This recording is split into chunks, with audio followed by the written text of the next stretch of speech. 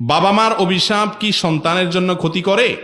খুব দরকারি একটা কথা। বিশেষ করে গ্রাম এলাকাতে বেশিরভাগ বাপ মাই কিছু হইলেই সন্তানের একেবারে সব তুলা বদদোয়া করে, আছে না নাই?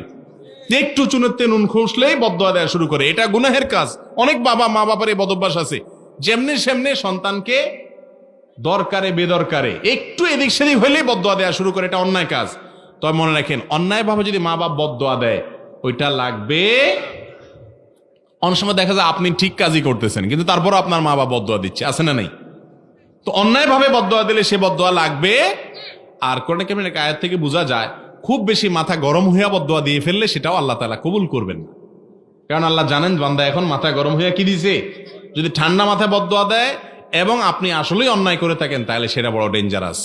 মা বাপের বদদোয়া বড়, তখন সাথে সাথে মাপ চায় ওইটাকে কি করতে হবে? সাধারণ স্বাভাবিক করতে